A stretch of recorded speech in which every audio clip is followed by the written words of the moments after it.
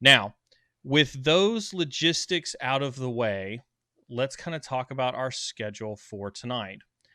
So tonight, I am super excited to have our guest, um, Steve Reese, on the show tonight. Sorry, I know I know I messed that up once. I was trying not to mess it up again, Steve. I apologize for that. No Steve Reese on worries. the show tonight. Steve owns the recruiting firm New Way Search and has been doing that successfully for 27 years, which is amazing. By the way, that you've been doing that by yourself for so long. He also sits as a member of the InfraGard Alliance. He's a board member on the ISSA Chicago chapter. He's heavily involved in the community. Also, Steve, my co-host on Monday, Jeff Goals from VMware Carbon Black, he remembers you from several of the ISSA meetings before COVID, and so he did want to say hi to you on that. Um, on behalf of our viewers, thank you very much for joining us tonight. Would you like to continue to introduce yourself to our audience? Yeah, thank you. It's good to be here. As you stated, I've been doing technology recruiting for over 25 years. And one of the things that I love about technology recruiting is that it's a constant evolution in terms of technology and tools and the science of technology. And keeping up with that has been one of the challenges that I've had to make and love to make. Every time I hear someone talk about a new tool during an interview, right after the interview, I go and run and look it up and try to understand what it is. And so that the next person that I meet that has experience in that tool, I can actually ask them some intelligent questions. Wow. And that's the key. I mean, when was the last time a recruiter asked you an intelligent question? That's pretty uncommon nowadays. So I do have to admit that is, I mean, just hearing you say that, I don't think I've ever had a recruiter ask me about tools that were on my resume in any level of depth whatsoever. yeah, it's always how many cups of this or how many tablespoons of that do you have? Because that's their concept of the requirements of the job. And not only do I have that ability to take that interpretation at the applicant level, but also at the employer or the hiring manager level. So when I talk to hiring managers about their hiring needs, I can define truly what the job is, not just look at the job description and try to find somebody with 3 cups of this and 2 tablespoons of that. That's absolutely amazing. And this is for all of our viewers. This is exactly why I was so excited to have Steve on the show tonight. Is I think we're just going to get such a candid view. I'm so excited to get to our main section, Steve, because I think we're going to get such a candid view on the recruiting process, and hopefully we help some folks kind of get through that. So I Yep. appreciate you. Thank you very much, sir. And so with that, I do want to hit just a couple of pieces of community news really quick. As you know, we've done several resume reviews, and advice on stream. If you are a current subscriber of the stream, you can use the !resume command in chat to get an email address where you can send your resume to me. And I'll do a review of your resume and get that back to you over email. We have had several subscribers reach out just over the last few weeks and do this, and so if you are comfortable sharing your experience in chat, thank you. If not, no worries. But this is a great opportunity for anybody who's a current subscriber of the stream to get an additional set of eyes on your resume. Sec IT guy Steve recruits. Sec IT guy asks, where do you recruit from regionally, Steve? Typically the Chicago metropolitan area, but I have some clients in DC, New York, Georgia, Florida, Dallas, Fort Worth area, and a couple in California. So I'm not quite nationwide, predominantly Chicago metropolitan area, but some other areas as well. Cool. You can use the ! Guest to get Steve's LinkedIn address, and I would highly encourage you to do that and start to make friends with Steve.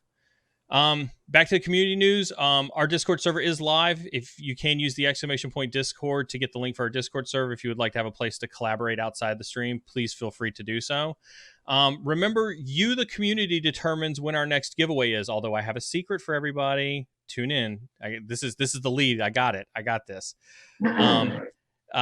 We have reset our monthly countdown for our monthly giveaway. If you take everybody's attention, draw it down to the bottom of the chat. You'll see a little green and black icon. That is our Hacked Planet score. We need everybody's help in hacking the planet, and this is your ability to really kind of contribute to the stream. Additionally, all your contributions do determine when our next giveaway is, meaning that if everybody participates and we meet our goal mid-month, for example, we do our giveaways faster. So how do you participate?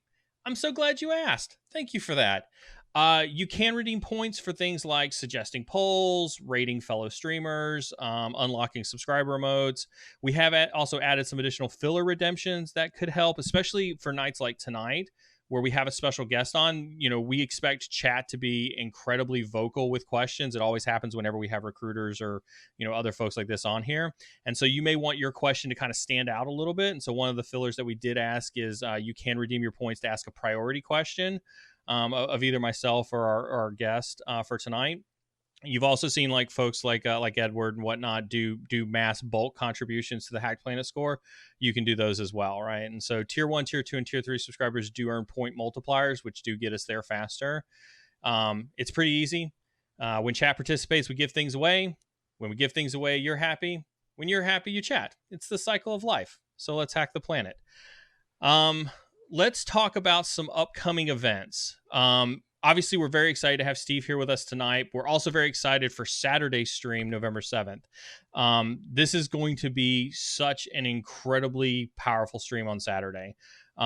This week, I think actually starting Friday, is the Secure West Virginia Conference. We're going to be doing our normal Saturday stream on Saturday. However, it's going to be anything but normal. We have an incredibly special guest on the stream for Saturday. We have Mr. Rob Lee, who is a CEO from Dragos, coming on the stream. Rob is former Air Force cyber operator. He is also the de facto standard when it comes to industrial control systems expertise.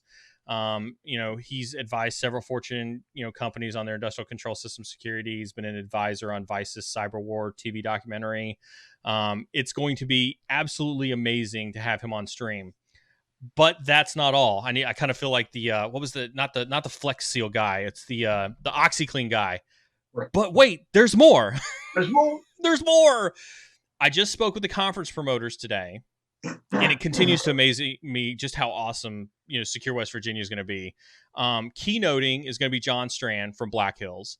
They're going to have before there. They're going to have Kevin Johnson from Secure Ideas, who wrote almost all of the web app pen testing stuff for SANS.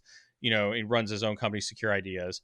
Millennia Phillips, Irina Winkler from Secure Momentum, Ali Mellon from Cyber Reason, Point3 Security, Bloomberg University. There's going to be so much going on for Secure West Virginia. It's going to be amazing.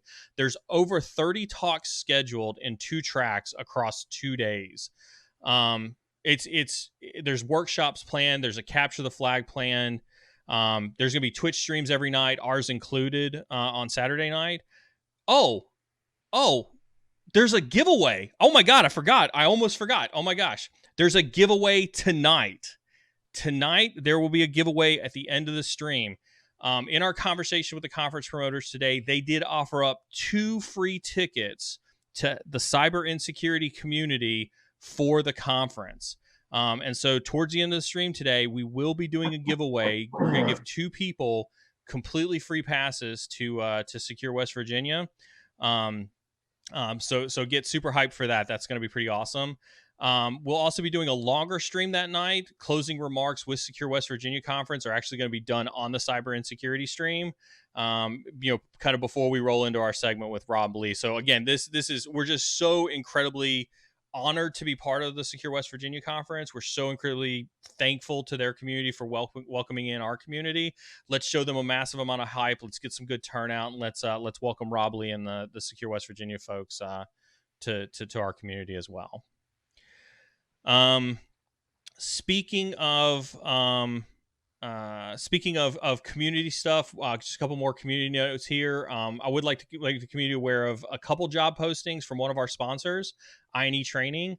As most of you are aware, with the release of the Cybersecurity Pass a couple weeks ago, you have seen INE grow tremendously and expand its market presence. And so with that growth comes an opportunity for folks who are looking for a new career opportunity.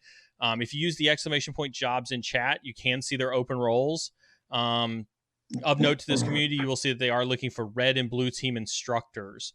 I gave a very passionate speech on Monday with Jeff. Feel free to kind of go back and look at that VOD to kind of see my very passionate speech on being an instructor. It is incredibly humbling.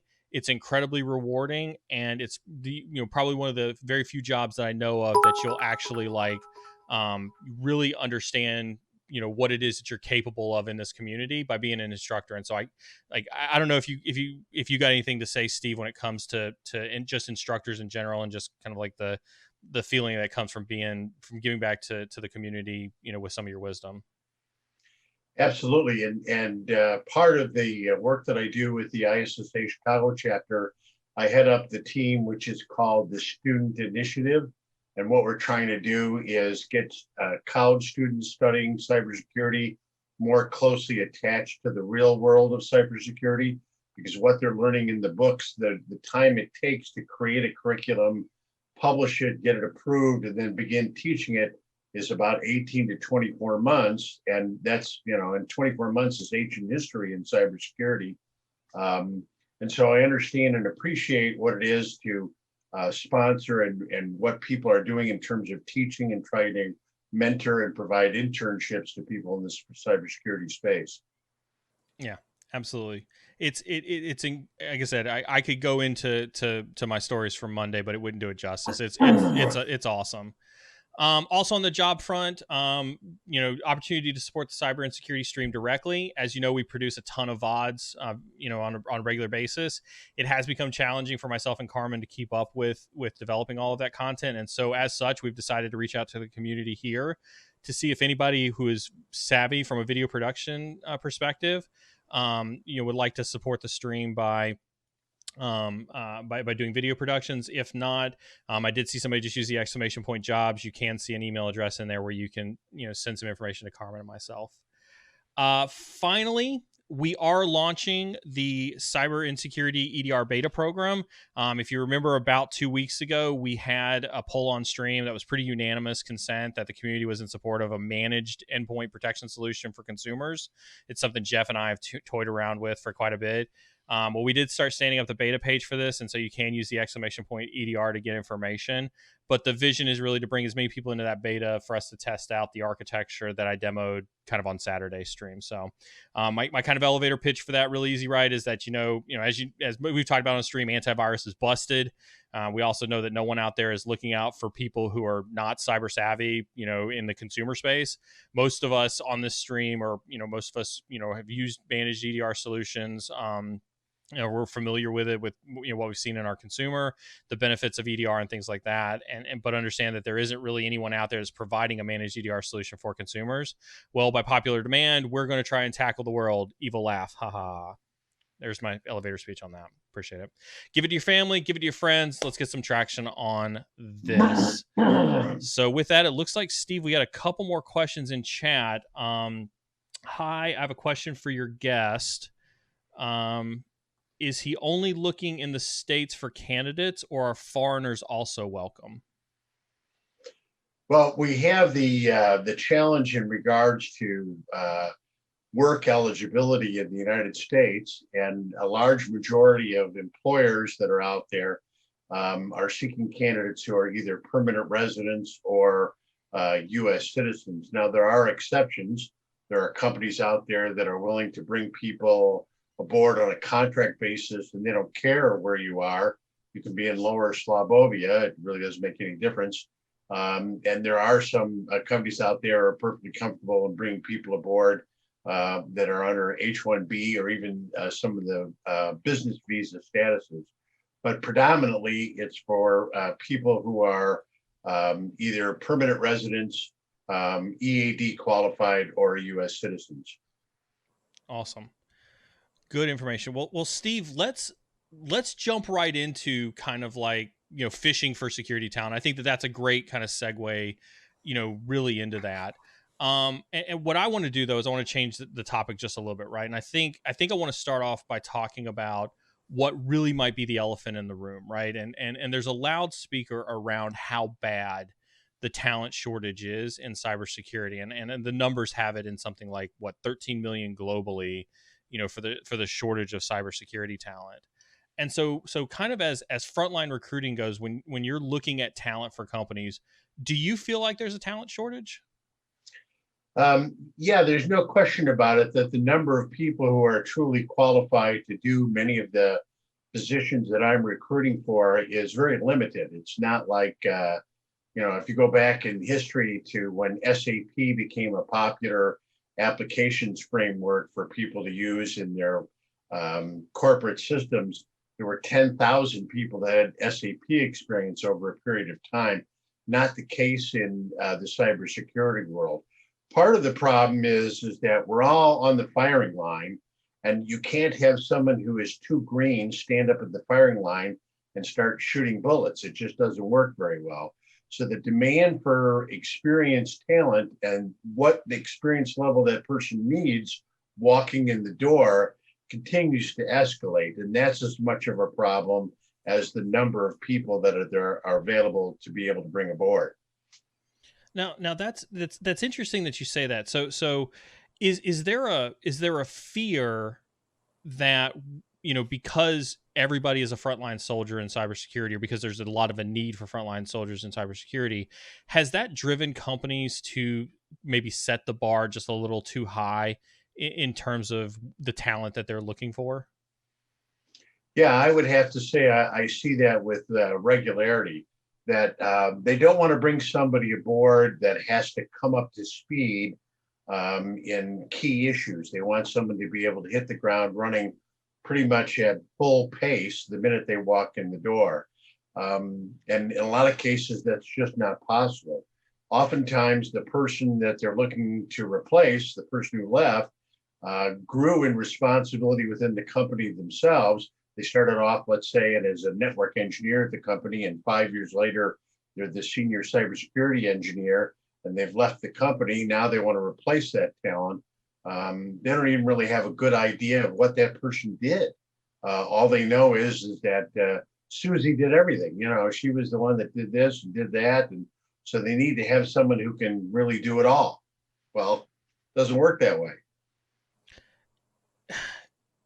I guess I get kind of I don't want to, I get a little cynical when I think about that, right? Because in our space, I think with when there's a talent shortage, maybe companies should be, I hate to say this in this way, it's going to sound really horrible coming out of my mouth, right? But they should be really less picky about who they choose, right? Because I mean, if I put on my military hat for my years in the service, and I know we have a lot of vets in chat as well, right? I mean, you have to give a soldier a gun and put them on the front lines, and they're going to learn how to defend it, against a charging enemy. Why are companies keeping that bar so high, knowing that they need to get more talent in to fill some of the roles that they have? I think, well, let me back up and answer one of the statements that you made. I think it's important for companies to be very picky about who they choose, but they should stop trying to hire a tool, which is what the predominant job market seems to be these days, and start hiring an employee. Most of the people in cybersecurity didn't pop out of college at the senior experience level. They popped out of college with some basic groundwork, knowing what the OSI layer was and understanding how to spend a little bit of time in Python or do whatever it might be. And their experience grew and their skills grew over a period of time. That's finding the right person. Finding the right talent is someone who has all the skills you need from the day they walk in the door. And that's where the difficulty is today. So finding a person who can grow, who's proven that they've come up to speed in various technologies on their own, that's the real key. Finding the right person, not finding the right tool. Do you think the industry, and we can leave industry kind of generic in that regard, do you think maybe hiring managers or companies that are looking for folks, do you think that they're mature enough to know what makes a qualified, I use my air quotes for that, what makes a qualified security person? No.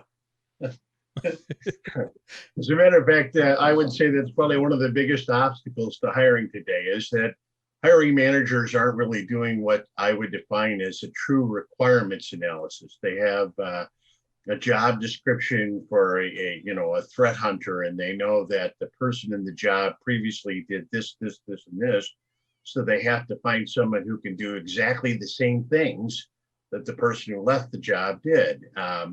Unfortunately, that's usually not possible. So if they're smart, they're doing a requirements analysis on the job to find out what things truly are essential, what things are nice to have, and what things can the rest of the staff take care of until this person comes up to speed. That's not happening in today's market. They want someone who can change water into wine from day one. Is that, do you think that so that probably sounds like the expectations of the hiring managers, but do you think that they're even failing in terms of how they're writing those job recs for people, as they're making it out to the LinkedIn's and the Indeeds of the world and things like that? Are they capturing those requirements appropriately, or are they still, sandbagging those requirements when they get that job posting out there?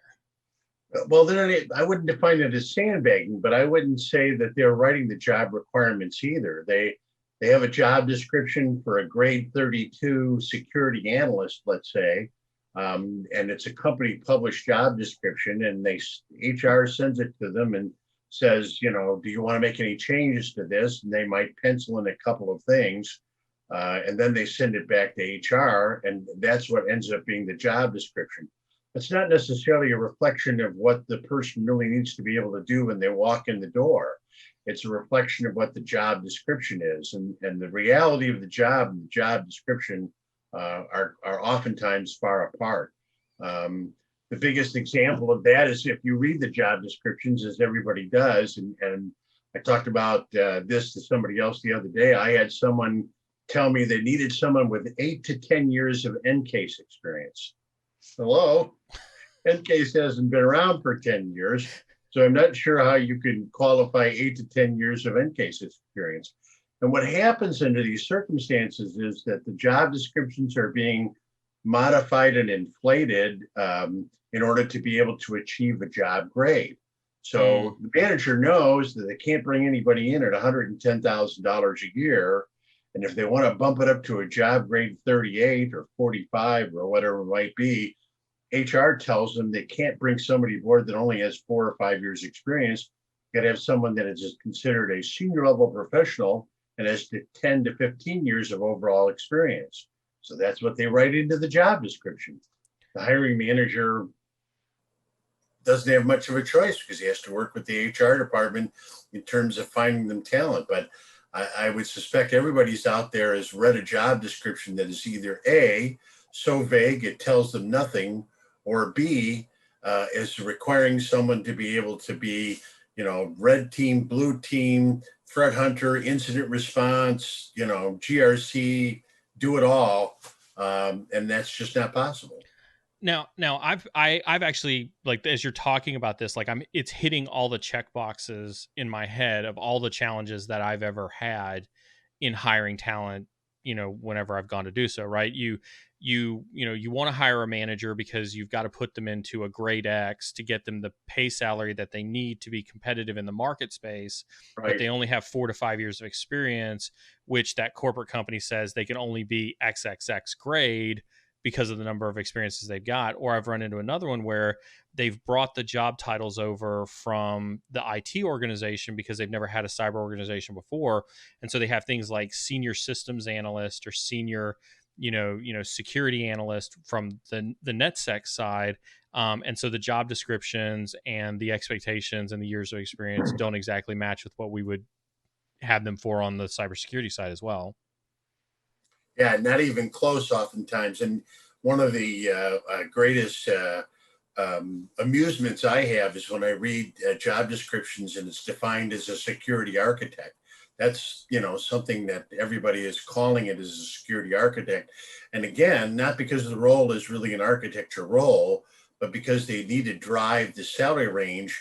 In order to get somebody at X amount of dollars, they have to call it an architect instead of an analyst or an engineer or something along that order. So job descriptions today that you're seeing published in the various sources are a product of corporate America. And the sad part about it is they don't need to be. You can publish anything you want, like on Indeed, as long as you have a clickable link to the actual job description on the corporate website itself. And if companies started using things like bad guy killer and that type of thing as the title for the job description, and utilizing all of the space, I see job descriptions as being, it's like they're paying for every word that they use. It must be $50 a word or something, because they're minimizing the number of words.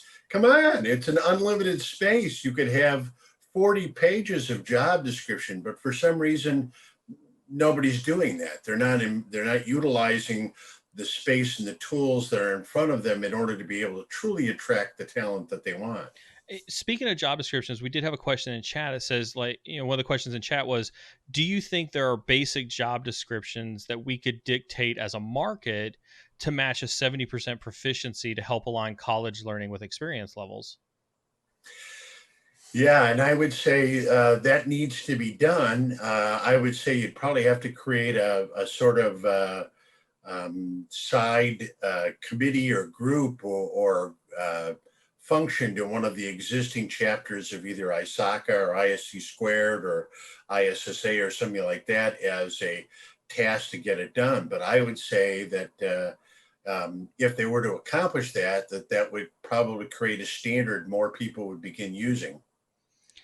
But the biggest challenges to job descriptions is EEOC requirements. Can you kind of explain that a little bit? Dive into that. What's EEOC? Equal Employment Opportunity Commission. And EEOC means that you have to have a job description that ensures that you're not discriminating against someone who is coming from a different direction than your standard job applicant, whether they're coming from a Hispanic community or an African American community or whatever it might be. You have to make sure that the description allows those people the same opportunity as the college educated suburban kid would have. And in making those job descriptions compliant, they're draining them of any relevant information. Really? I did not know that was such a limiting factor to Driving force. Right? Yeah. So driving force. Wow. So then who owns the responsibility then of trying to fix job descriptions? Do we as the cybersecurity community own that responsibility? Do hiring managers own that responsibility? I mean, how then are we supposed to fight?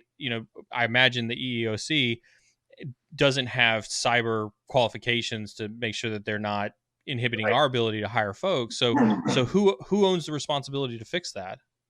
I would say it's the hiring manager is probably the best place to start, and they have to work with the HR departments and push them and push the envelope, because the HR departments are going to be uncomfortable putting anything in a job description that doesn't meet those EEOC requirements. But they really have to take it beyond that, because people in HR don't understand the tools that are available to us from a technology perspective. So you put in a job description that you want, 5 to 6 years of Qualys experience or Splunk experience or whatever, or similar tools. Well, the silly part about that is that the HR person has no clue what a similar tool is. So all they know how to put in the job description is the word Splunk. And when they're looking for candidates and they're scanning resumes, what word do you think they're looking for? Splunk. Splunk. Well, it's the only word they recognize in the job description. So it's funny you bring that up. I did have a recruiter from another recruiting firm reach out to me this week as a result of some of the promotional efforts that we had done for this stream tonight, and they seemed rather concerned with the messaging that gets out in the public about recruiting companies, and specifically one of the things that this other recruiter wanted to point out, but I wanted to discuss with you since you're here and now that you brought it up, right, is their claim that too many recruiting firms are what they call keyword recruiters. Basically, they just filter out resumes based on keywords that you include in your resumes. Is that true? Is there a problem? It sounds like there's a problem in the hiring manager side, but also in the recruiting industry with these types of keyword filters. Absolutely. And so, and if you've looked for a job in the marketplace today, you've seen it when you've gotten the call from a recruiter. They probably spend less than 5 minutes with you on the phone, and they want to know how many cups of this and how many tablespoons of that, how many years of experience, are you doing architecture level work? Because to them, they're fulfilling a recipe. And that goes back to how the whole process is broken, and the process really is broken. The tools that are used nowadays in terms of recruiting for the job submittal process, both at the candidate level and also at the recruiter level, are really broken. They're common tools, and they're certainly capable and robust technology, but the problem is they're not being configured correctly. And the second problem is that the people who are utilizing tools are not technology savvy people, HR people. They don't know what any of this stuff means. Excuse me. So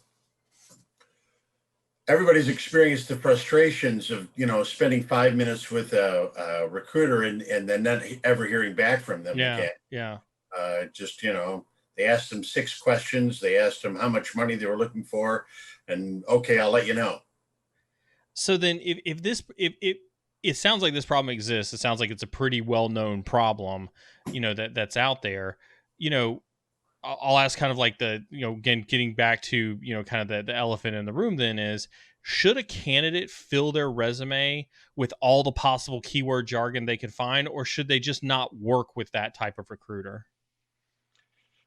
That's a personal choice. If a recruiter calls you up with an ideal job, even though the recruiter's a jerk, you're probably going to listen to what they have to say, because there's a chance they might actually know what they're doing or get you in the door someplace.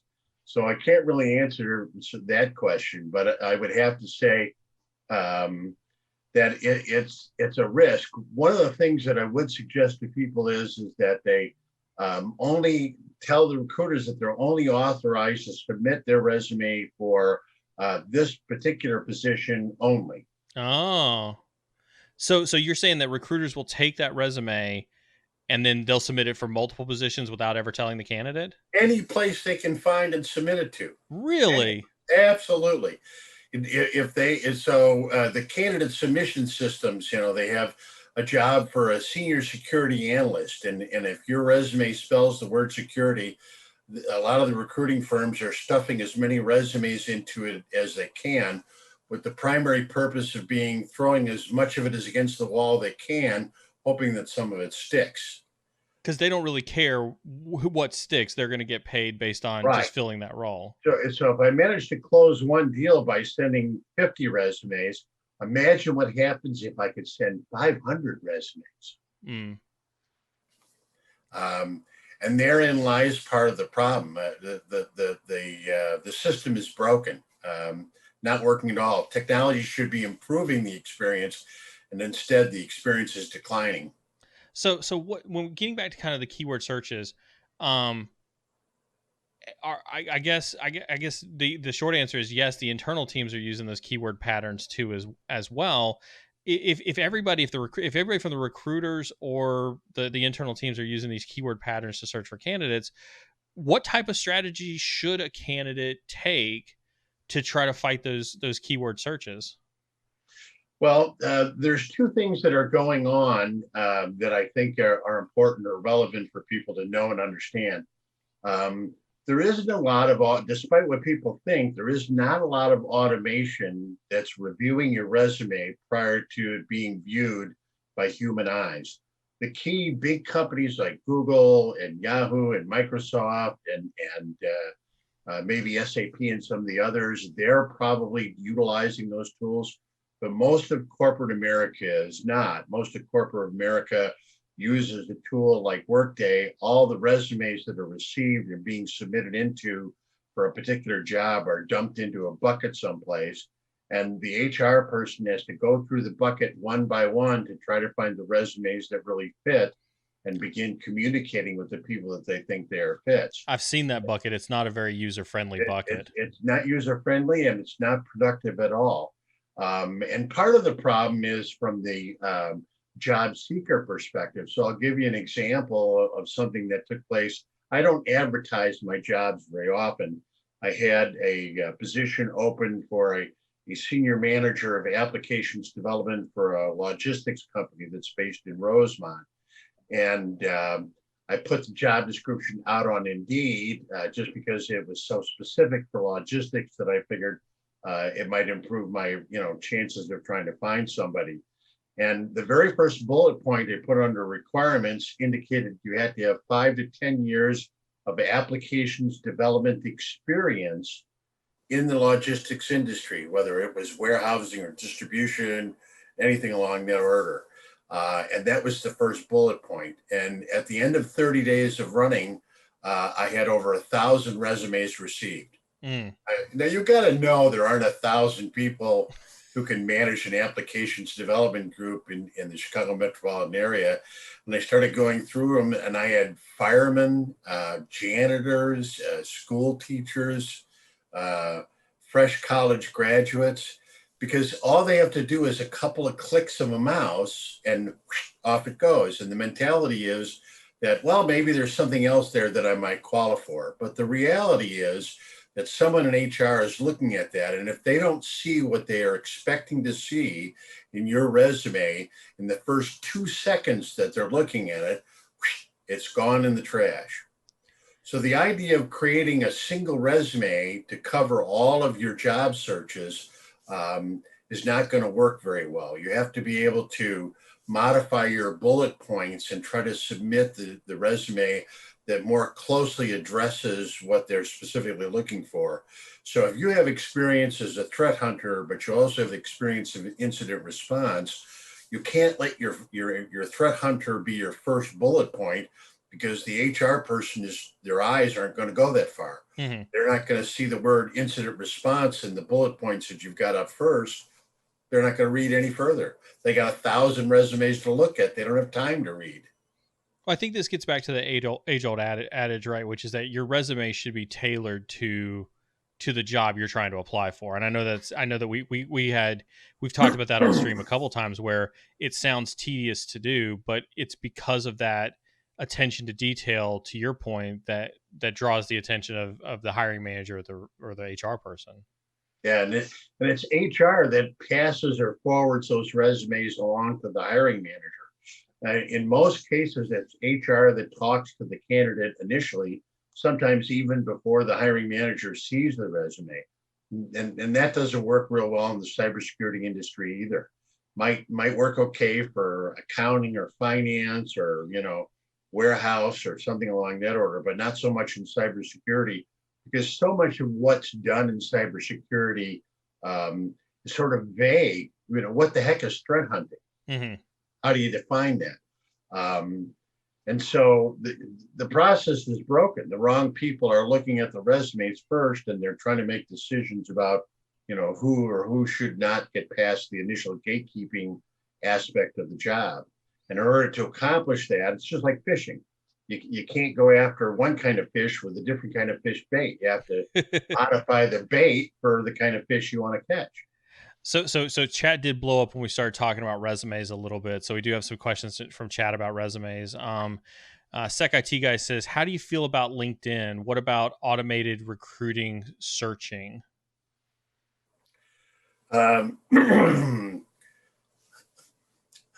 I don't think it works very well. I don't think any of the recruiting tools work very well. Indeed, LinkedIn, Monster, Dice. I don't think any of them work very well. They're okay. They're what we have to work with, so we don't really have much choice. So you have to sort of go with the flow. But your best bet in terms of your resume is to read the job posting itself, move some of the bullet points around. Either if one of the first things that they talk about is certifications, then they need to see your certifications up front. You can't put your certifications at the end of your resume if it's one of the primary things that they put in on the job description. And typically a job description will list in order of priority the things that they want. Must have 3 to 2 of these, or 5 of those, or 7 of those, whatever it might be. And that's the same order your bullet points need to be done. And then what you can do is you can then save your resume to, your file folder or whatever it might be, with the label that this is the threat hunter job at ABC Corporation resume, so that when you do get called for an interview, the resume you have matches the one that you Mhm. submitted to them. Yeah, just making sure you're reviewing the same resume that they're reviewing when they call you for that. Right. Right.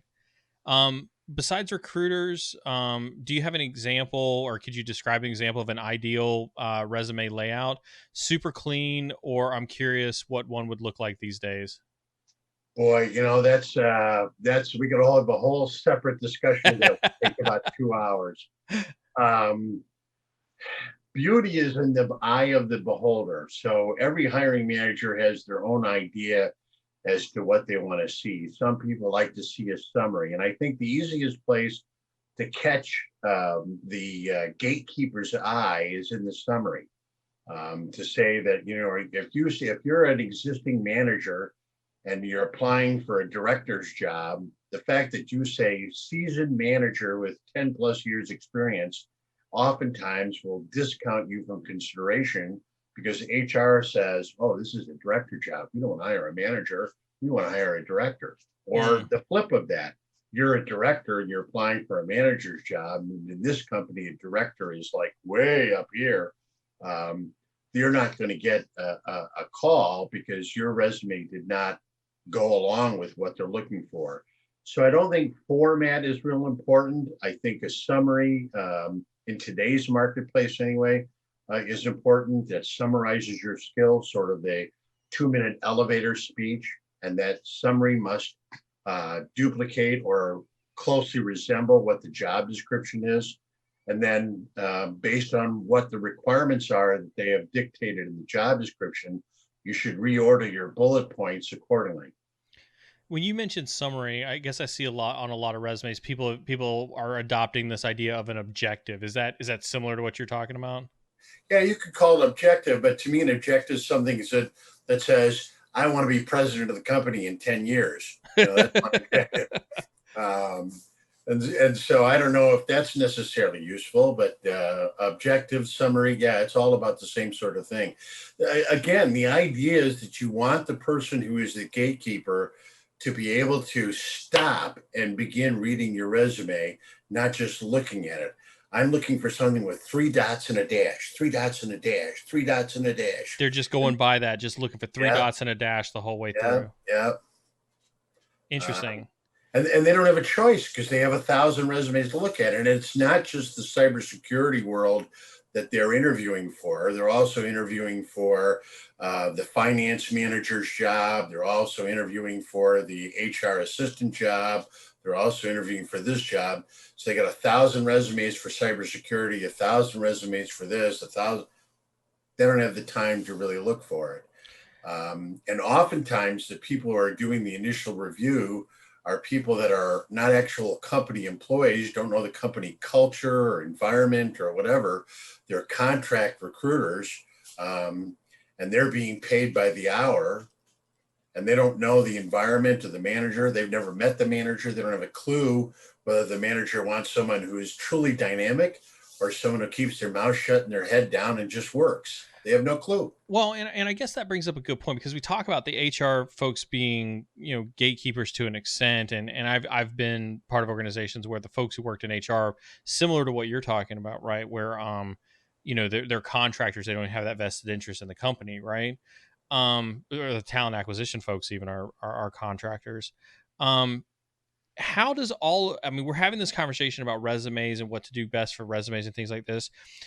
Under what scenario do you think that this advice is valuable, versus kind of the flip side of that, which is, I know a guy who knows a guy, and so I'm using my networking connections, um to get as an in into a job and things like that.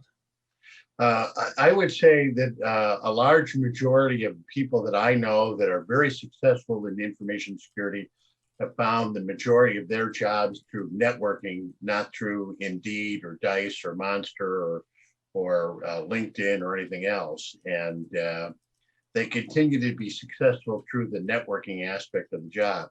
But if you're going to network, if you as a hiring manager want to network, you got to give them something that they can see and read and understand. And it can't be the job description. 90% of the people in the industry are looking at jobs at some time during every month. They may not be seeking a new opportunity, but they'll go on Indeed just to look around to see what's out there and so on.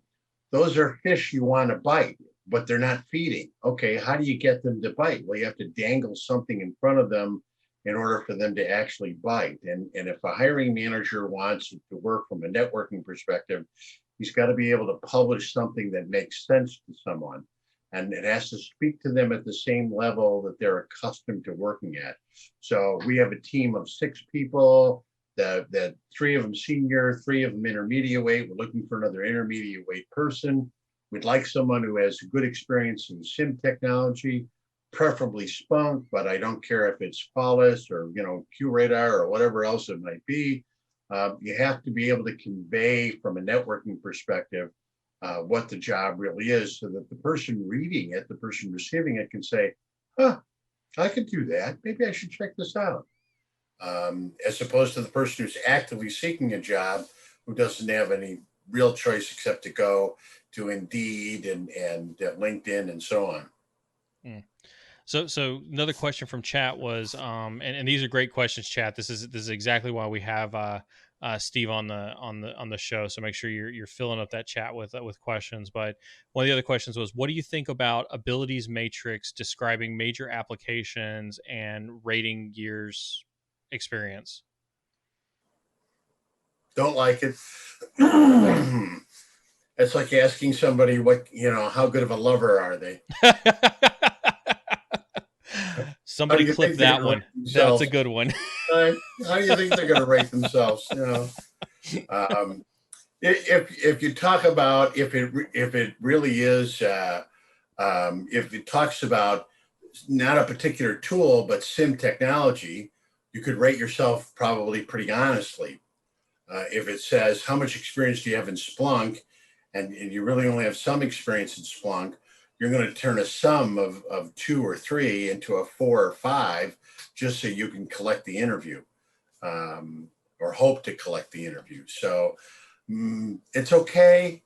I guess but its primary purpose is to screen, not to enable. No, I've got another series of questions I want to talk to you about some of the self-assessment stuff here in a little bit. Another question from chat was, how do you feel about, we were talking, about resume, back on the resume topic. How do you feel about smudging titles? Technical title is senior IR analyst, but as a single individual with the title controlling ops for 12 junior analysts, is it okay to put down IR manager on the resume? Absolutely, because a resume is not a formal application for employment. So every company you go to, if once they've decided they want to interview you, will send you a link to formally apply for the job. So yeah, you can put, or if you're really uncomfortable with being straightforward and honest, you can put whatever title you want. You can put the word miracle worker and in parentheses put your actual title. And I want to kind of harp on this question just a little bit, because it did come up. It did come up in chat before. Is we try to pride ourselves in cybersecurity as being like just the facts, or straight to the point, or even having a lot of integrity. We want to be seen, especially in organizations, as the neutral ground, right? You have a vulnerability. You need to fix this vulnerability, or this is what's wrong with security. You got to do that. Are we being disingenuous, or are we failing on our integrity check by smudging titles? Not really, because the titles have become so vague. And the example I like to use when this conversation comes up is the word Kleenex. So you tell someone, hand me a Kleenex, will you? And they hand you a tissue that's made by a generic manufacturer, or a Puffs, or whatever it might be. Mm-hmm. Theoretically, it's still a Kleenex, but it's not actually the Kleenex brand.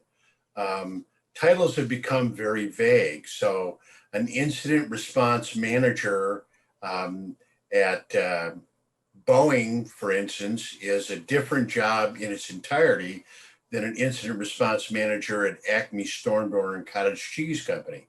So you have to really understand what the level of experience is that they're looking for in order to be able to honestly answer the question. That's why I think it's important to use the title that the job description uses, and in parentheses, put your actual job title next to it. But again, you're not formally applying for the job until you actually fill out the application on the company website. That in itself is a legal application. That's what they'll use to verify your employment if you're offered the job.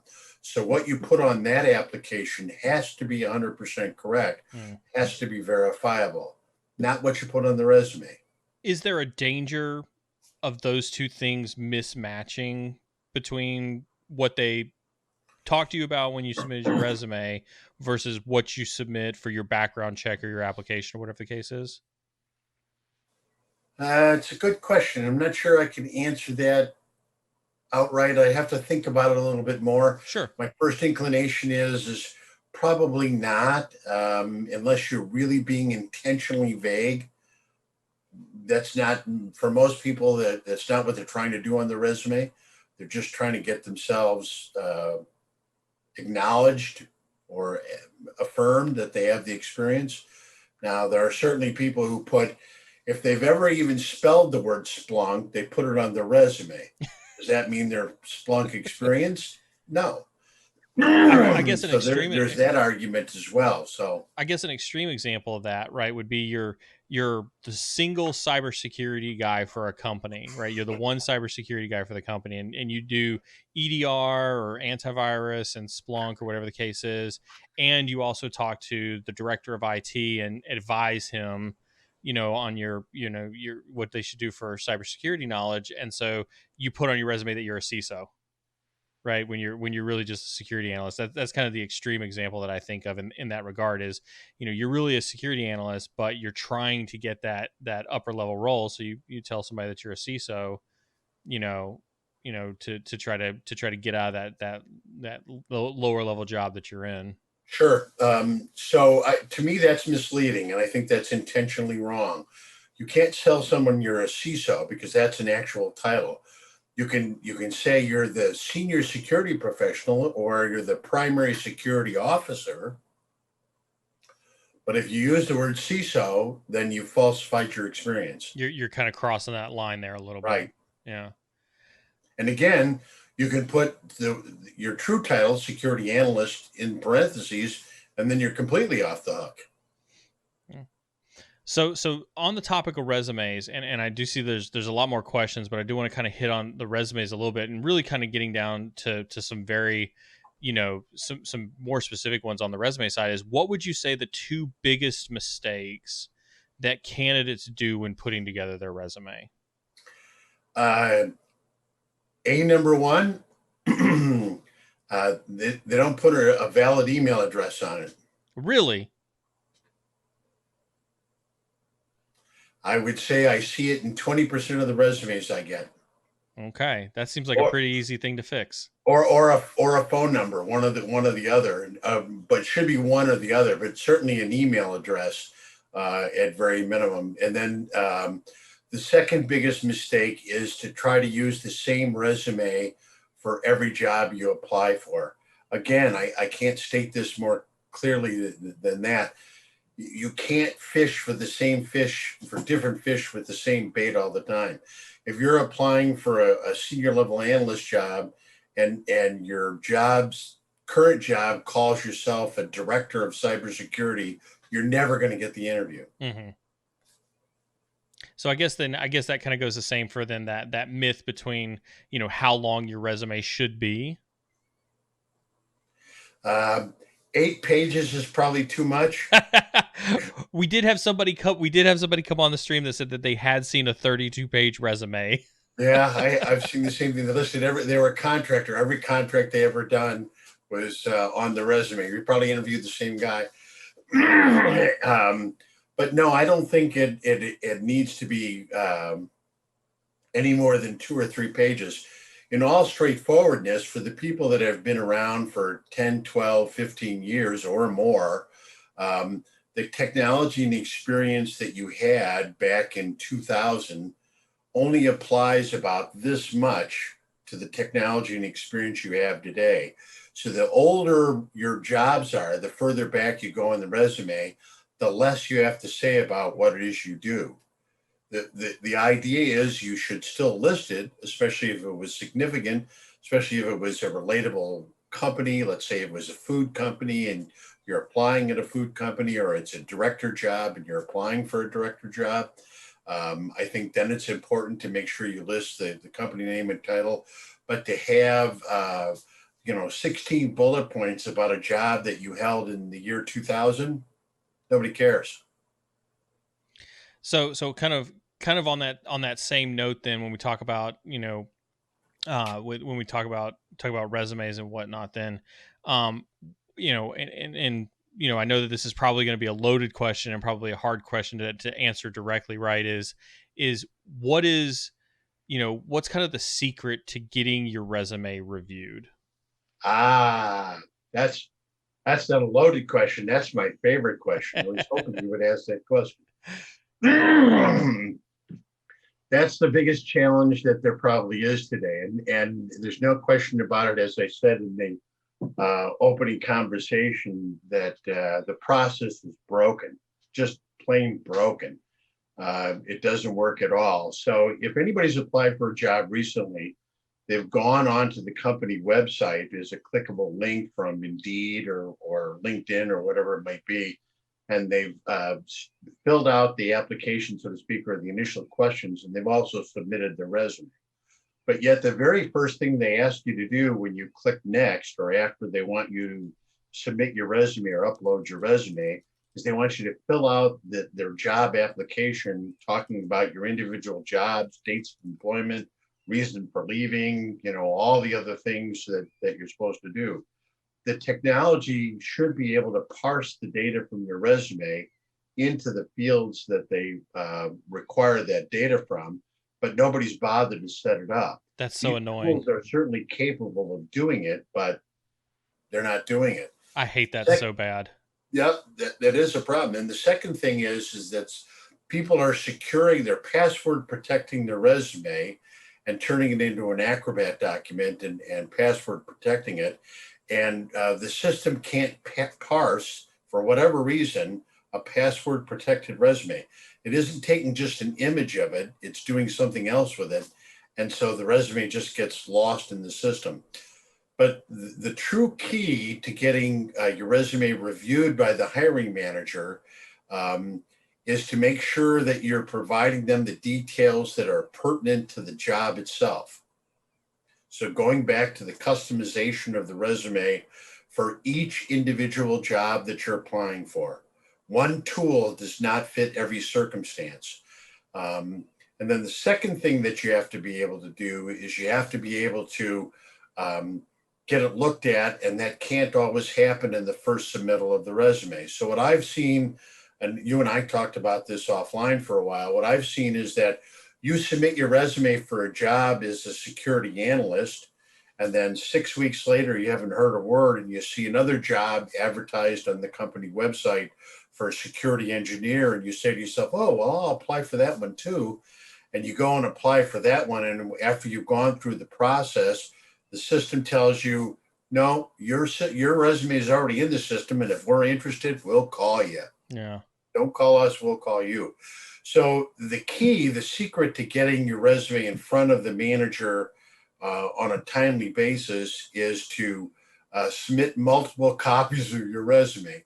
And the only way to do that is to create different email addresses for yourself, because the email address is the key field or the index field that most of the resume softwares utilize, whether it's Workday or ICIMS or PeopleSoft or whatever it might be.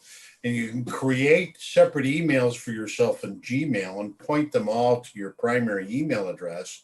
But if you want to resubmit your resume to a job, make some changes to it or whatever it might be, there's no way to do that other than to resubmit it as a brand new employee. or a brand new candidate rather. And the only way you can do that is if you have a different email address.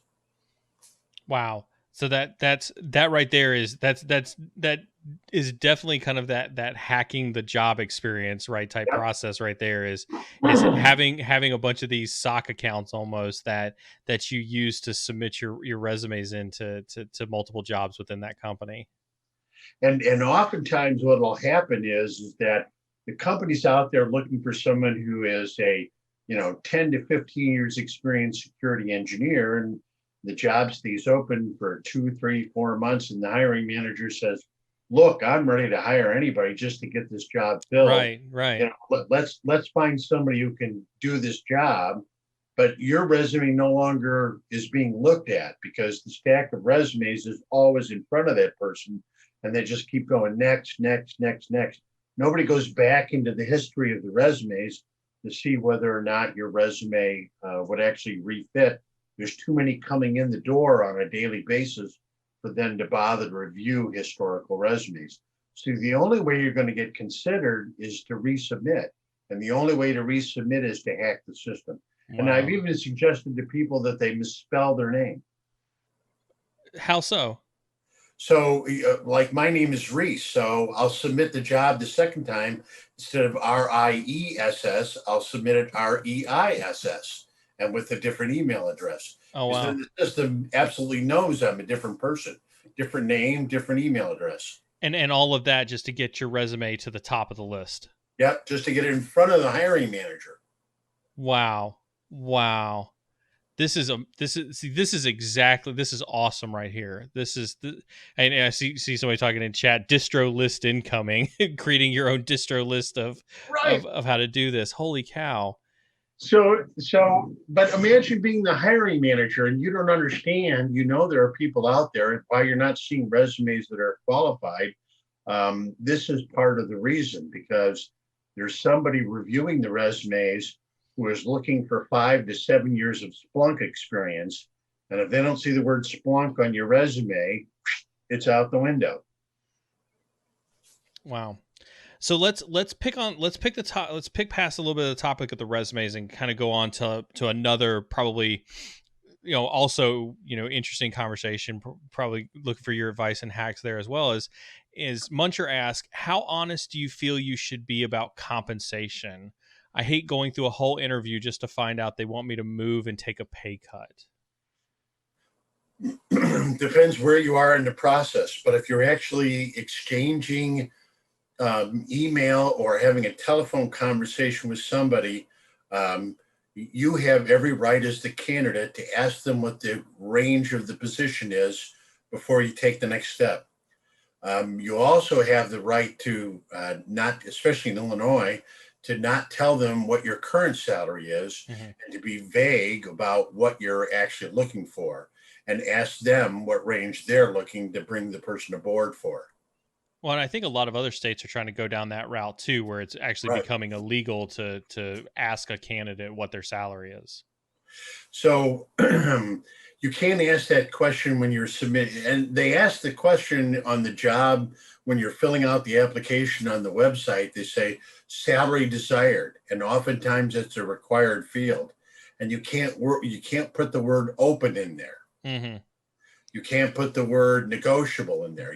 But I've noticed most of those drop down menus don't have like $1 million in there either, which has always disappointed me. So you have to put some sort of number in there, and so you can put the number $1 in there. Mm. And so that leaves it vague, and so the HR person seeing that has no choice except to call you up and talk to you.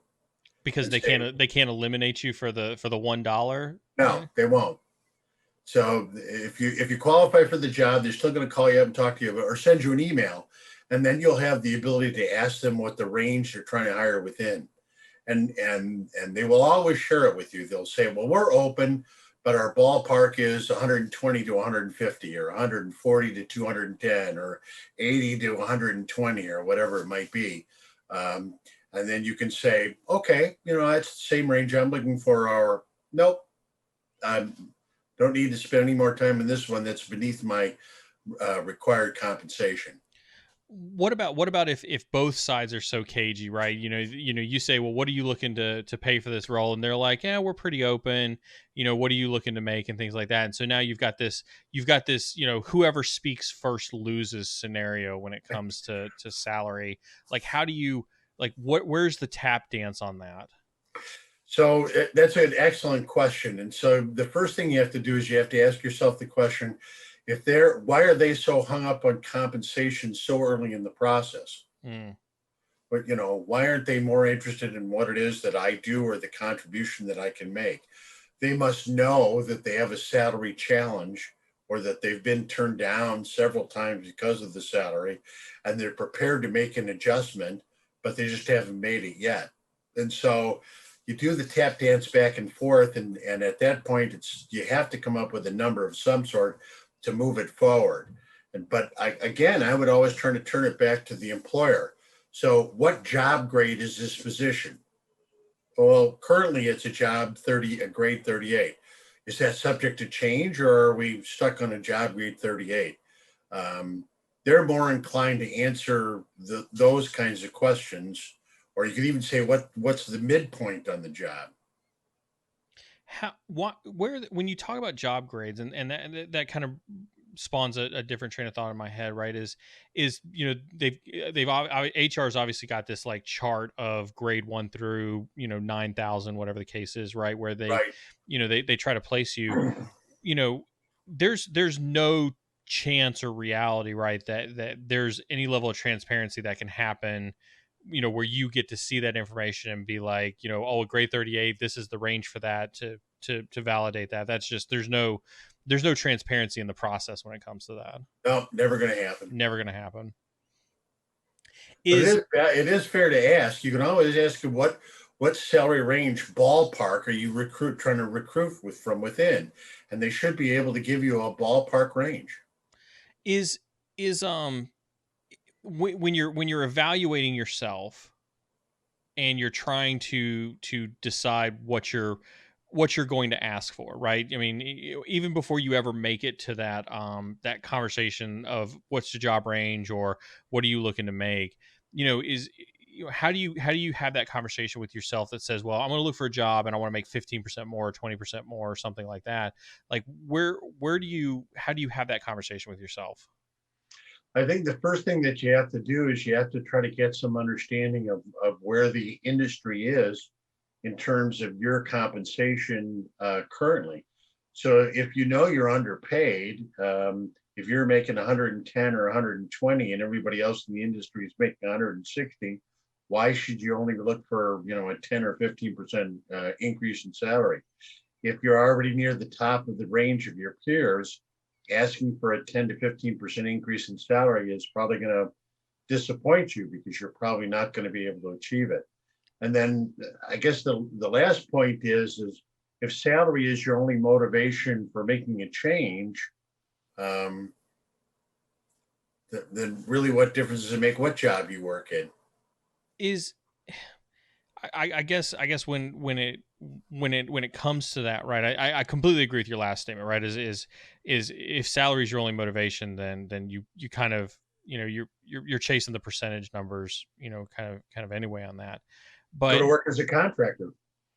well, yeah, and there is a couple questions in chat about contractors. I'll kind of get to those questions here in a little bit, but with kind of the ambiguity around job titles, some of the things we talked about with job descriptions, sites like Glassdoor don't have good salary numbers when it comes to some of these job roles. As a matter of fact, if you look at things like Glassdoor, I would almost argue that Glassdoor does a very poor job. They lowball a lot of salaries when I would agree. yeah. So then how do you, where do you, and look, yeah, literally that just kind of came up, right? Is what's a good way to gauge my worth salary? Is it just Glassdoor? Like, where do we get that industry knowledge if Glassdoor is such a poor gauge for that? I would say that recruiters will typically, if they're advertising a job, give a ballpark range, 120 to 140 or whatever the range is. And that's a good place to start looking around. Instead of looking at the corporate levels for the jobs, look strictly to recruiters and see what they're advertising and what their job ranges are. The problem with that is that a lot of the job titles have become so diluted that it's not really a transparent equation. You don't really know if the security architect level job that they're advertising for is really a security architect at all. Um, so, or a threat hunter at all, or a manager of security operations. They call someone a manager. There's a company downtown, financial services company. You won't mention the name of the company, but they call it a manager of security operations. And the key is that it's not really a manager at all. The role is an individual contributor that spends probably 25% of their time directing projects within the security operations team, constant changes to the SIM and, incident response protocols and that type of thing. But in order to escalate the job range or the salary range, they've called it a manager. So the job titles have become so diluted. I don't think there is any really good, solid way to take a look at what your salary range should be for the job title or responsibilities you have today. Is it fair to maybe enlist the help of a recruiter, right? Where maybe this is where it kind of gets back to what your point is earlier about, constantly looking for jobs and constantly, putting yourself out there, having those conversations with the recruiters, as they call you up to kind of do some of those initial, feeler interviews, if you will, and kind of using those as guinea pigs, if you will, to try to figure out what they're willing to pay for a role that you qualify for versus, if you tell them a salary and they laugh at you and walk away. Is it fair to kind of, use them, in that regard to do that? Absolutely. And even if you're not looking for a job, just to know where you are from your peers. If you see someone advertising in the space that you're seeking, you can respond to the job and say, hey, look, I'm not really looking to make a job change. I'm just trying to get some information in terms of what people at my skill level are earning. And most recruiters will be able to tell you pretty quickly that the ballpark for a manager within this sort of range is earning this much money, 170 to 210, or a CISO is earning this much money, or whatever it might be. It's a good conversation to have. And if they won't have it with you, reach out to another recruiter. Don't send them the resume. Don't send them the resume unless you want them to submit it 500 times. Yeah, it's really unbelievable how much of that is going on. I can tell you a couple of stories. Maybe we'll have time for it later. I don't know. All right. So we do have a couple questions to kind of get through. Pivoting a little bit away from the compensation one. How do you feel about the social interaction? Has it been affected, with the current situation? Lunch is okay. Should you drink with a recruiter before the job or after you land the position? Kind of, what is that looking like in kind of the current pandemic situation? Huh. I don't even meet candidates for coffee anymore. Did you before? Was that Yeah. something you did before? Yeah. Before COVID, I would probably spend $200 to $250 a month at Starbucks. Wow. Is that, what's your rationale behind that? Like I can honestly say that in the 7 years that I've been out of the Air Force, I don't think I've ever met a recruiter for any drink at Starbucks or the bar, anywhere else.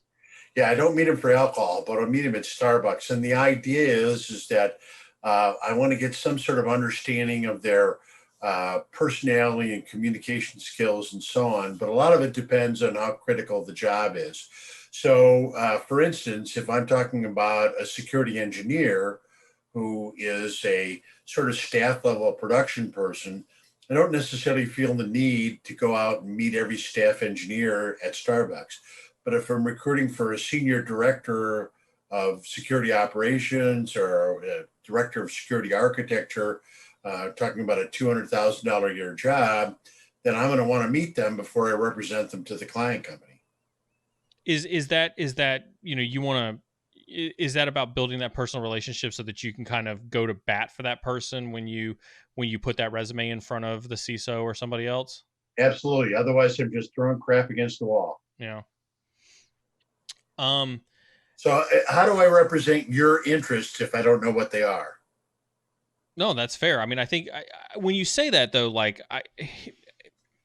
I struggle with that, and not you know in any way particular about yourself or anything else. It's just it's nice to hear that, but I've never experienced it. In my entire recruiting career, right? I mean, it's you know.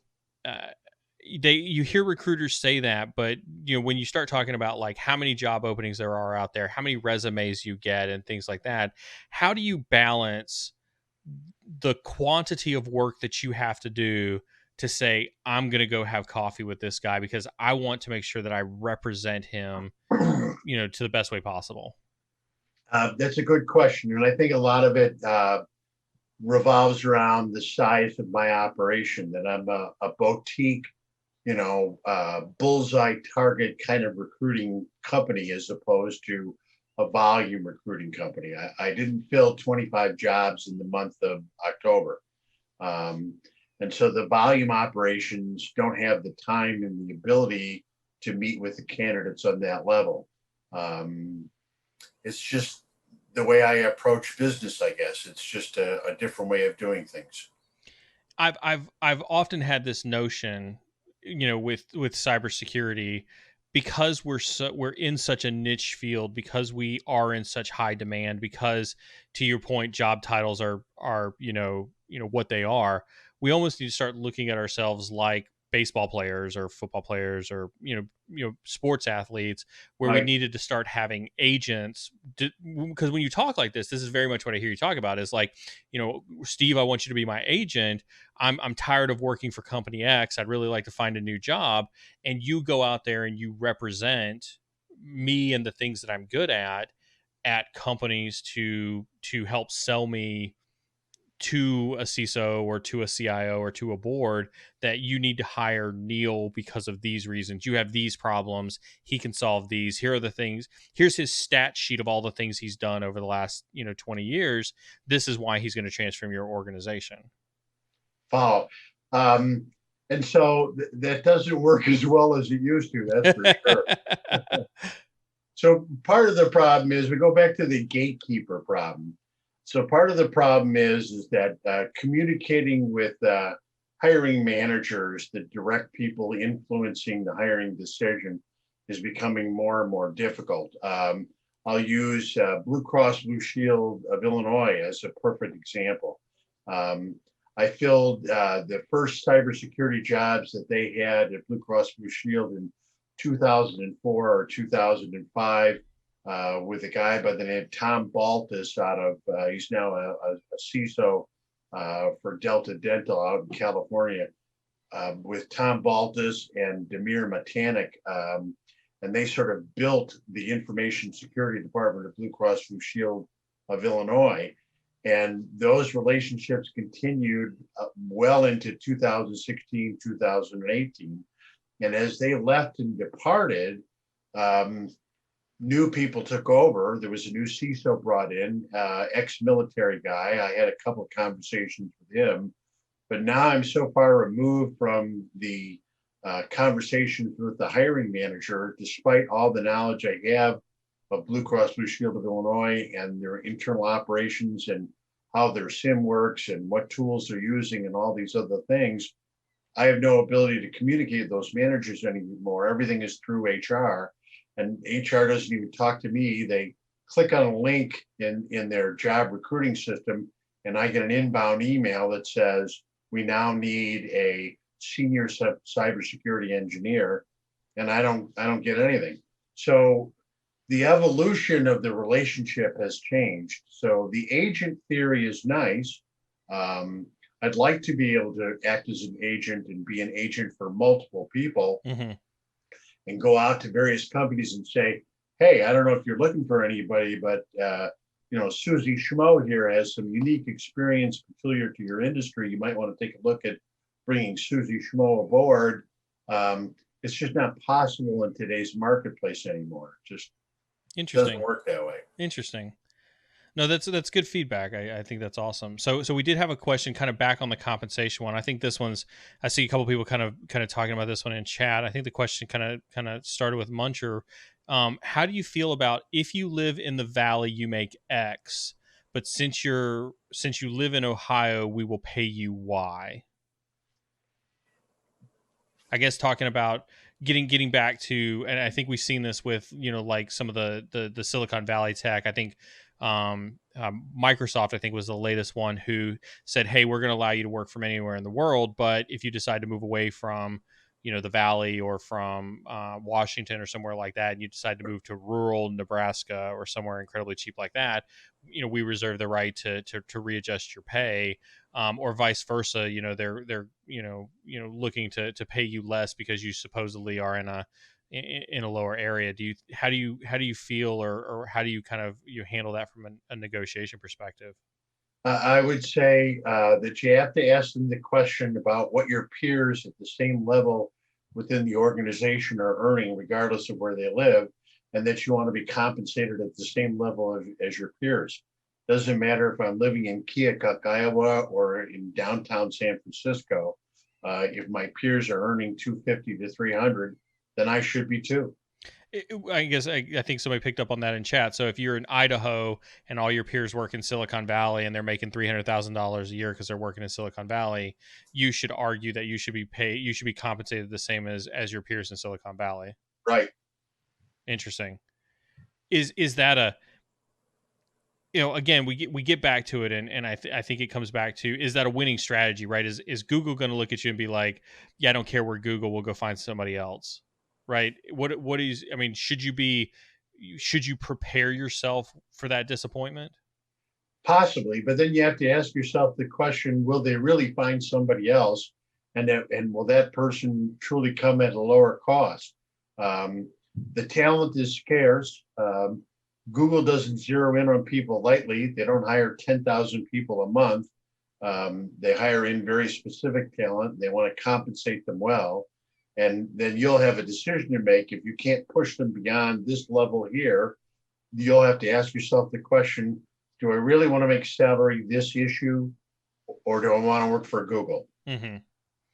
And that's a personal decision you'll have to make. But when the subject comes up and they say, well, you're in Idaho, we might be paying people in Silicon Valley 250 to 300, but for your target area in Chicago, or Keokuk, Iowa, or whatever it might be, we're considering a salary of 180 to 200. Yeah, no, I won't consider that. I want to be paid with my peers. The worst I can tell you is no. So I think similarly on that, right? I think Sec IT guy asks is, what would you suggest for regional transfer, right? I want to live in city A, less expected pay, but I'm moving from city B, which is big city money. How would you recommend to gauge the other life, substantialities and balance, that come with that job? Is it worth it showing up to the team for a day, sitting in, experiencing the workplace first?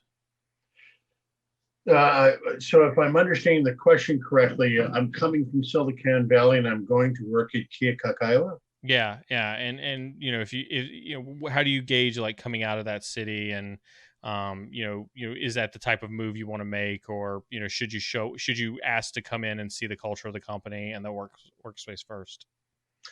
Um, I think in today's COVID world, you'd be very hard pressed to come in and see the culture of the company. You can certainly ask to have multiple conversations with other people who might be at a peer level.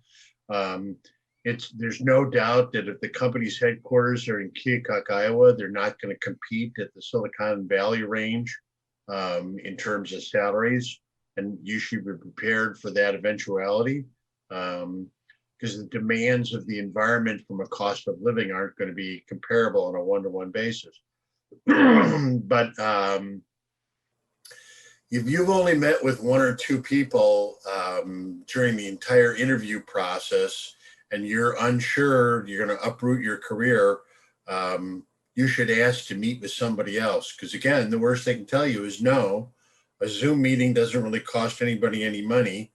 And you can ask that person most any question that you want, because you're outside of the interview process.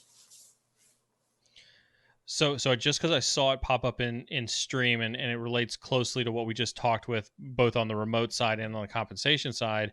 Getting back to that, if everyone remotes in and does the same work, so if a culture is 100% remote, think consulting like at a Big Four or something like that. Right.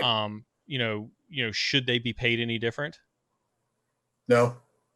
Gets back to your peer conversation, right? Yep. Yeah. How do you when you're already in that role, you're listening to the stream right now. We've got people listening to the stream right now, hearing all of this for the first time. How do they go back to their their HR internally, or their leadership internally, or anything like that? How do they have this conversation that says, like, well, you know what, I've been working for you for 2 to 5 years, whatever the case is. I want to know what my peer group is making, and if I'm in my peer group.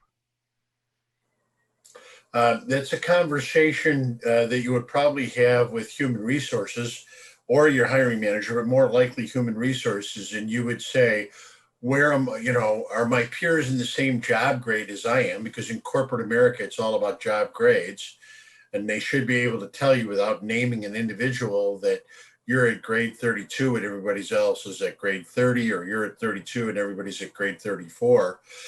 and HR should be able to tell you, where am I in regards to the midpoint of my salary range? Because the magic number in corporate America is the midpoint of the salary range. You're allowed to escalate any level that you want up to midpoint, but once you reach midpoint, you're only allowed to escalate incrementally over and above midpoint. And that's a conversation you need to have. And if they are reluctant to have that conversation, you might let them know, hey, look, I'm perfectly happy here, but if I get hit by a bus tomorrow, the person that you're going to have to fill my shoes with is going to have these same conversations with you, and they're probably going to cost you as much or more than I do. So let's have the conversation now. What about that? What about that idea of holding companies for ransom? Like, well, obviously you're paying me below midpoint. I know that there are other job opportunities out there where I could make 10 or 15% more. Is that bad business to play salary extortion, if you will? Out of the blue, yes. At time of review, no. At time of a major success, you guys just went through a 18-month implementation of this entirely new process or tool, and it's up and running and it all went well. No, that's a perfect time to have that conversation. I am now doing this. Good night, Gabriel. I'm now doing this, and we just successfully completed this implementation. I want to talk to you about compensation, and make sure that I'm earning the same as my peers. And your hiring manager may be very sympathetic to your cause. He doesn't want to lose your experience and have you go someplace else, but hands might be tied as well. Interesting. All right, so we're gonna flip the script a little bit on this, and we're gonna kind of swing. We've been talking a little bit about salaries, and we've kind of ventured into kind of experience town. I want to kind of flip a little bit over, Steve, if you will, for a minute, and let's talk about new entries into the career field, because I know that this is also a very hot topic, and on the stream we get asked this pretty extensively. I've already seen some questions on stream about this type of topic, and we've asked this in the question, or I mean, we've had this asked of us in the past as well. And so I'll start with some questions from chat, specifically from Cyber Roflo, which is, what characteristic patterns, have you specifically observed from entry level security candidates who got placement? It could be anything: soft skills, hard skills, search, education, resume. What about an entry level security candidate helps them stand out to get placement? Good question. So I would say that the one thing you need to stand out above and beyond some of your peers that are applying for the same job. So assuming that you're a fresh college graduate, that you gained knowledge and experience that goes beyond just what was given or offered in your educational courses. So yeah, you might have taken a job in, configuration management or whatever it might be, but the fact that you went over and above and you learned something about Python, or you learned something about scripting or PowerShell or Bash or something along that order, um, over and above what the college coursework offered, means that you're the kind of person who thirsts for this kind of knowledge and experience. You aren't just taking what's being offered, you're going out and seeking more than what's being offered. And that's a talent that you want on your team. You want someone who's going to be a lifetime learner, take over the job. Maybe on the first entry level job, all they're doing is watching sim messages roll off the screen. But you want that person to be able to understand what's going on at the OS level or what's going on at the device level. And in order for them to do that, they have to have looked beyond their college education and looked into more detail. And that's a conversation that is easy to have with an entry level graduate about what do they learn outside of the college coursework. Oh, I taught myself this, and I went to this seminar, I attended these conferences, I did this. Bingo. That's the person that you want. So then, with that being said, right? I think we've talked. We've had this conversation a lot with a lot of different folks on stream and whatnot. I think we've seen the industry as a whole blow up with companies like OpenSock and TryHackMe and Hack the Box, and offering cybersecurity professionals really the ability to get their hands dirty, and get their hands on things. And I thought I thought this article was kind of indicative of that. Do recruiters understand, obviously it sounds like you're probably the exception to the rule, which is why I think you're probably a pretty good gauge to understand your industry is, but do recruiters understand some of the hands-on opportunities that are available to professionals, and do they adequately weigh them against things like certifications and degrees? No. No. No, because recruiters, you have to look about it from a sort of a sales perspective. Does the guy selling cars really care if you buy a green car or a white car or a yellow car? No. No, not really. He just cares about whichever one he's got in stock. Right. He makes his money by selling as many cars as he possibly can. And for most recruiters, they make their money by filling as many jobs as possible or interviewing as many people as possible. And the recruiting process is sort of unique to the industry. In my job, in the world that I occupy, I have what you define as both sides of the house. I have the employer, or I'm the account manager to the employer, and I'm also the interviewer to the individual candidate. And as a result, I'm on both sides of the house.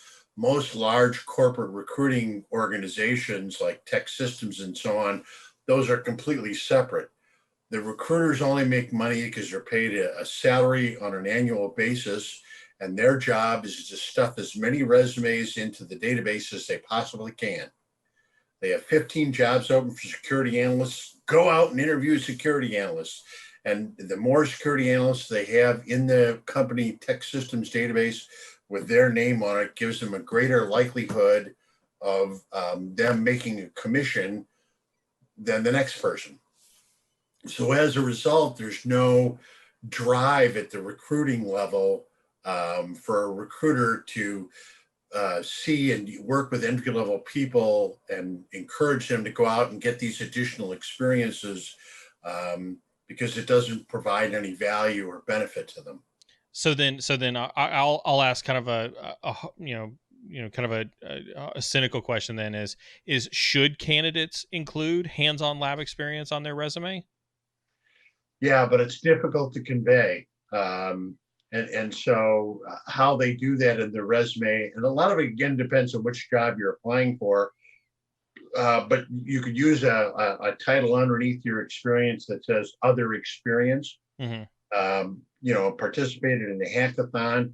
And you don't want to talk about just the fact that you had the participation in the hackathon.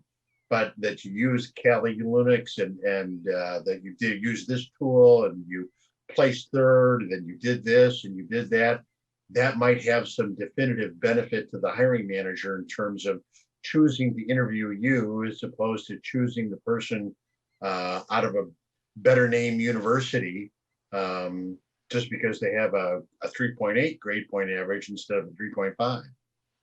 Does just because you brought up the grade point average thing and having when I look at resumes, right, especially college grads or folks who are coming into the career field, I could care less about your GPA. It's right. It's not accounting. It's not lawyers. It's not doctors. Right. Right. And so like would you agree or disagree with that, or am I being just a little too cynical when looking at grade point averages? Is that pretty useless on a resume these days? I would say that the grade point average doesn't give you any understanding of the candidate's abilities to be able to achieve.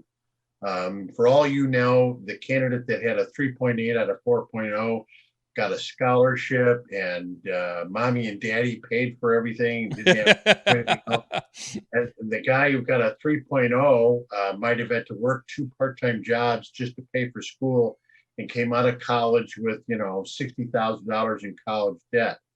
Does that mean the candidate with 3.0 knows less than the candidate with 3.8? No. Well, and that's why I think it's a terrible thing to put on a resume. I think it's completely useless. Yeah. The fact that you graduated college, I think, is important. Something else that people should not put on the resume is the year they graduated college, because especially for us that have been around for a while, because it helps define how old you actually are. Ah, So I just, never thought about that. yeah, you should just include that the fact that you graduated from the school, not what year you actually graduated. Um, it's certainly going to be verifiable for sometime in the future. But no, so for an entry level person, you want to try to find someone who has this, lifelong thirst for knowledge and has done something more besides just go to school and pass beer 101. So, Um, so and then so, with that being said, then let's we've got a lot of viewers who are pursuing master's degrees in cybersecurity. We've got folks who have coming out of the Air Force with maybe a 2-year degree or no degree at all, who are trying to go through some of these cybersecurity academies. We've got a wide range of folks who listen to the right. stream. If you were to break it down in terms of like college degree versus certification, how important is that degree to certification battle? Um, the reality of it is that the hard part in today's marketplace is not hitting the home run. The hard part is getting up to bat. And unfortunately, what much of the recruiting process has done is try to separate the wheat from the chaff. Mm-hmm. And so they've put in there that you have to have a CISSP certification, but the reality is that the certification doesn't really contribute to the job at all. Mm-hmm. Why do you have to be a certified information security professional if you're looking at SIM messages? Mm-hmm. The idea is that they want to try to restrict the number of candidates that are applying. And that goes back to me saying that the process is broken. I don't know how to answer that question. Is one better than the other? The certifications are becoming more and more relevant because they're actually have some meaning nowadays, as opposed to the certifications of 3-4 years ago. But if you want someone on the firing line, I want the person who's been at war for 2 or 3 years, not the person who attended war college. Right. And that's just me. But the problem is you can't get up to bat if you don't have the college education or the certifications or whatever it might be. Now, again, that process changes, but we go back to what we talked about before. You submit your resume, it's discarded because you don't have the education. 6 months later, they've decided, look, we're desperate. We'll take anybody. I don't need the college degree anymore. Just find me someone who can spell Splunk. You don't have the ability to resubmit your resume because the resume submittal systems that are web-based are broken. They just I mean, your resume is already submitted, and it tells you as much.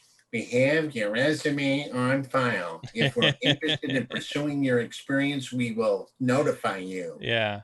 So then let's get it actionable. What are two things that, so you've got folks on this stream, they're help desk technicians, they're network analysts. Actually, I did think I actually saw a question.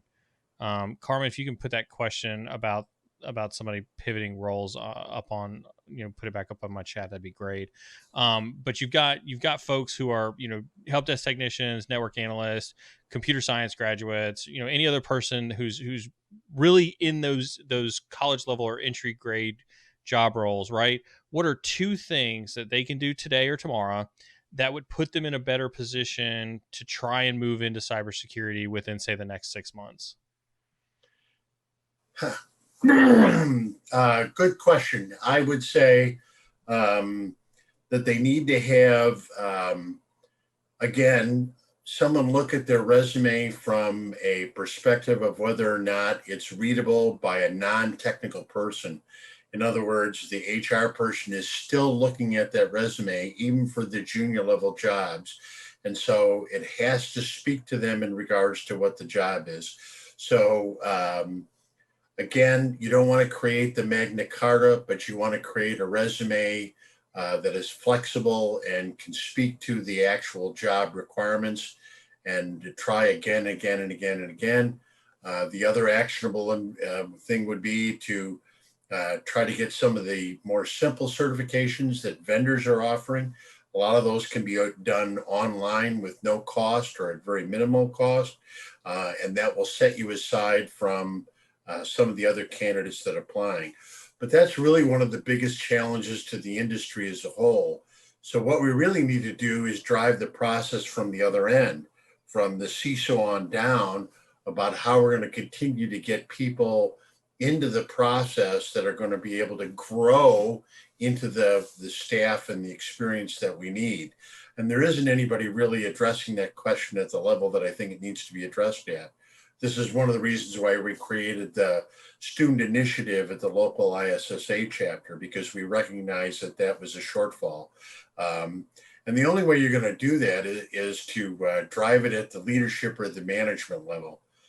There's no way that the experience shortfall is going to be filled if we can't start getting people at the entry level into the system and get them trained and educated. We can't, we're going to bump off, we're going to have enough people finally leave or get shot, so to speak, out of the industry over a period of time, that shortfall is going to continue to grow, not get smaller. We need to change the process. Well, I think that what you just mentioned triggered a lot of questions in chat. I think one of the big ones is, and you mentioned it, right, is talk, can you please talk about getting your foot in the door, how difficult it is, how you should, accept what you can get. Is this this idea that, you may want to be a pen tester, but you may have to deal with getting a cybersecurity, analyst role right off the bat. Can you kind of talk about like what are some of the realities, the hard realities of getting your foot in the door in cyber? I would say that getting a job as an entry level person in the cybersecurity industry is probably one of the biggest challenges out there today. And that the best bet is to network, network, network, network. Talk to anybody and everybody you know about their fathers, and can they introduce your resume? Find some way to get into the system other than the job submission system on the web. Like, so your definitive thing is like, if you're new to cybersecurity, you should make friends, and you should not be shy about making friends. And you should be attending conferences and events like at ISSA or little meetups. I was to say, we were talking about the BurbSec meetups around here earlier. BurbSec. There's one for forensics in the city called Shy Forensics. That meets once a month. There's meetup groups. That's how you get to meet the people. That's also how you get to understand what the true skill sets are that people are using out there in the world today, and with the possibility of getting introduced. And I know a guy that used to come to the BurbSec meeting in Glenview, and he struggled with it for 2 years. He worked for a company in Italy. He was an American, but his family had moved to Italy, and he had worked as a network engineer and security engineer for the small family company, but he knew his shit very well, and he struggled for probably 2 years to get his foot in the door. And once he got his foot in the door, he accelerated quickly because he was driven and he had the knowledge it took to move forward. I mean, if you look at the cybersecurity professionals that we have today, there aren't really too many dummies in the cybersecurity industry. Just doesn't lend itself to that kind of thing, and so but we really need to drive the process from the other end. We've got to open up the spigot, so to speak, to let people in. And maybe the best thing to do is to promote all our network engineers to security engineers and bring in a bunch of network engineers with the understanding that you'll move upwards, from that point forward. Well, speaking of that, I think that's always the big conversation topic in a lot of these, right? And there's one in chat right now, which is really like, any tips on how to pivot, and I'm going to ask these two questions together, both from Terrasaur and Aries on there, right? Is, any tips on how to pivot from an entry level SOC position, and Aerosaur says, talks about paths for devs to improve on security, but how do you actually take those tips to pivot into, forensics, junior pen tester, researcher, or somewhere else from either inside of security or outside of security? Yeah, that's one of the challenges, I would say, that because everybody wants someone who's an expert. I don't want to have to train someone in EnCase. I want them to know what EnCase is from day one. Well, that's not really possible. So again, I would say the best way to make that pivot is, if you can't do it internally, to attempt to do it externally through networking groups, ISSA, ISACA, whatever it might be, and try to get your foot in the door that way. It seems to be working for most of the people that I've met that have managed to move from one security domain to the next security domain has either been internally within the corporate America itself, or either that or to a much smaller company. So that would be another avenue, is if you're starting work for JP Morgan Chase, go to work for Acme, Stormdoor, and Cottage Cheese Company, gain the experience at different levels, and then go back to work for JP Morgan. That's a possibility as well. What about looking internally? Is it easier for somebody who is, a network admin or a network dev internally to look for a security job internally? Should be. They should already have some sort of recognition within the organization. And I would say they would have the ability to have that conversation both with their immediate manager and as well as whoever heads up that particular department, and tell them, say, hey, listen, I've always had some experience or some knowledge in this area. I'd like to move my career in that direction. The company now has a job open for, a level 2 security analyst. I want to move from here to here. Can I do that? Mm-hmm. And if they tell you no, then it's time to move on.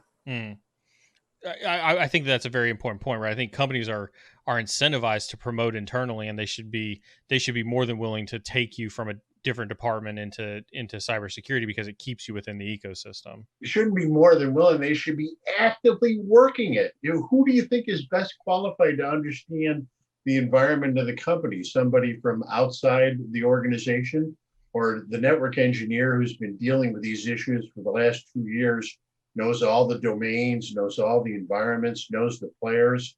Who do you think is going to be best qualified to really do? So why people are constantly trying to fill up here, I have no idea. Filling down here and pushing everybody up, but that's not the way it's working. Yeah. So I do still see some questions I'm going to ask in chat. I'm gonna say we are coming to the top of the hour, and I'm going to make a last call for questions. And so this is a perfect opportunity to get your questions into chat for myself or our guests. I'm also going to do, as promised, we're going to go ahead and start our giveaway in chat. You are going to see chat messages going out for the 2 free tickets that we're going to give away for Secure West Virginia. We do have a new bot, so tested it earlier as well. You can kind of see the command that's in there. So if you would like to put your name in for receiving 2 free tickets to Secure West Virginia, make sure you use that exclamation point raffle that's in there, and get your tickets in for that. We're going to let this go for a little while, but we are going to make a last call for questions, while that's going on. Also, as a reminder, don't anybody go anywhere, because we are going to rate another streamer at the end of this. So, stick around for that. So back to some of the questions, Steve. It looks like, have you seen any companies that actually have a functional career path from the entry level through to senior sec engineers, and what does that look like? Yeah, I would say that probably the company that I know of within the Chicago metropolitan area that probably has the best opportunity to do that is Hallock, Hallock. I've seen the lowest amount of turnover for them, and people move from junior level jobs to senior level jobs within a couple of years. The only way you can get that done is through a program internally to continually improve skills and experience. I've not seen that happen at Bank of America or JP Morgan Chase or those kinds of organizations.